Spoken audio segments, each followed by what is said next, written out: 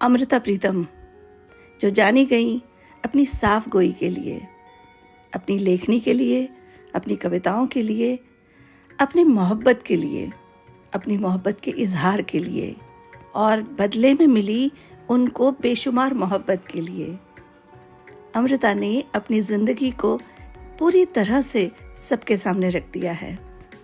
उनकी आत्मकथा रसीदी टिकट उनकी ज़िंदगी का आईना है।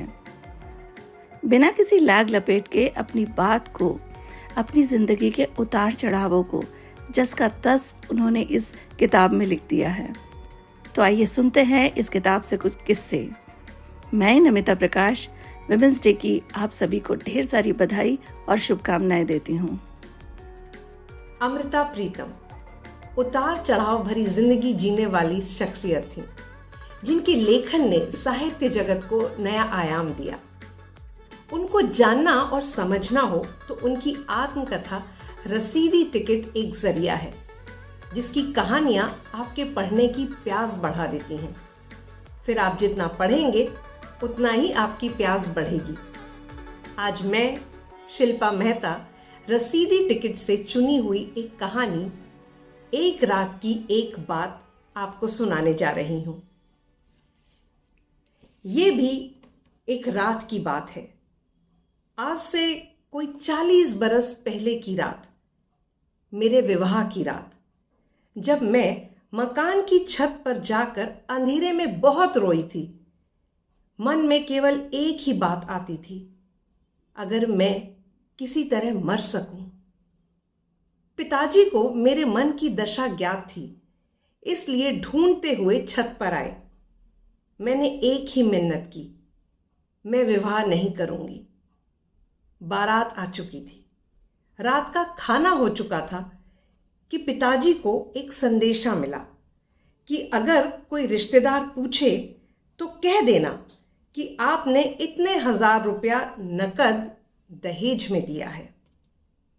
इस विवाह से मेरे पिताजी को गहरा संतोष था, मुझे भी। पर इस संदेश को पिताजी ने एक इशारा समझा। उनके पास इतना नगद रुपया हाथ में नहीं था, इसलिए घबरा गए। मुझसे कहा, बस उसी के कारण मेरे मन में विचार उठता था, अगर मैं आज की रात मर सकूं। कई घंटों की हमारी इस घबराहट को उस रात मेहमान के तौर पर आई हुई मेरी मृत मां की एक सहेली ने कुछ भांप लिया और अकेले में अपने हाथ की सारी चूड़ियां, सोने की चूड़ियां उतार कर उन्होंने मेरे पिताजी के सामने रख दी। पिताजी की आंखें भर आईं, पर यह सब कुछ देखना मुझे मरने से भी कठिन लगा। फिर मालूम हुआ यह संदेशा किसी प्रकार का इशारा नहीं था। उन्होंने नगद रुपया चाहा ही नहीं था, सिर्फ कुछ रिश्तेदारों की तसल्ली करने के लिए यह चाहत फैलाई थी। मां की सहेली ने वे चूड़ियां फिर अपने हाथों में पहन ली, पर ऐसा प्रतीत होता था चूड़ियां उतारने का यह क्षण दुनिया की अच्छाई का प्रतीक बनकर सदा के लिए कहीं ठहर गया था। विश्वास टूटते हुए देखती हूं, परंतु निराशा मन के अंत तक नहीं पहुंचती। इधर ही राह में कहीं रुक जाती है और उसके आगे मन के अंतिम छोर के निकट दुनिया की अच्छाई पर विश्वास बना रहता है। तो ये थी कहानी एक और रात की बात। आशा करती हूं आपको पसंद आई होगी। Happy women's day. Happy women's day.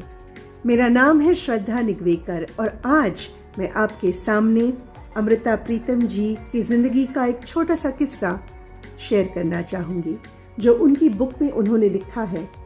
रसीदी टिकट बुक का नाम, और किस्से का नाम आधी रोटी पूरा चांद। वो पूरे चांद की रात थी। बात शायद 1956 की है, मैं दिल्ली रेडियो में काम करती थी और वापसी पर मुझे दफ्तर की गाड़ी मिलती थी। एक दिन दफ्तर की गाड़ी मिलने में बहुत देर हो गई और उसी दिन इमरोज़ मुझसे मिलने के लिए वहाँ आया हुआ था। और जब गाड़ी का इंतज़ार करते करते बहुत देर हो गई तो उसने कहा, चलो मैं घर छोड़ आता हूँ। वहाँ से चले तो बाहर पूरे चांद की रात देखकर कोई स्कूटर टैक्सी लेने के लिए मन नहीं किया। पैदल चल दिए पटेल नगर। पहुँचते पहुँचते बहुत देर हो गई थी, इसलिए मैंने घर के नौकर से कहा कि मेरे लिए जो कुछ भी पका हुआ है वो 2 थालियों में डालकर ले आए। रोटी आई तो हर थाली में बहुत छोटी छोटी एक एक तंदूरी रोटी थी। मुझे लगा एक रोटी से इमरोज़ का क्या होगा, इसलिए उसकी आंख बचाकर मैंने अपनी थाली से एक रोटी में से आधी रोटी उसकी थाली में रख दी। बहुत बरसों बाद इमरोज़ ने कहीं इस घटना को लिखा था, आधी रोटी पूरा चांद। पर उस दिन तक हम दोनों को सपना सा भी नहीं था कि वक्त आएगा जब हम दोनों मिलकर जो रोटी कमाएंगे आधी आधी बांट लेंगे। तो ये था एक छोटा सा किस्सा अमृता प्रीतम जी की जिंदगी का। Happy women's day everyone.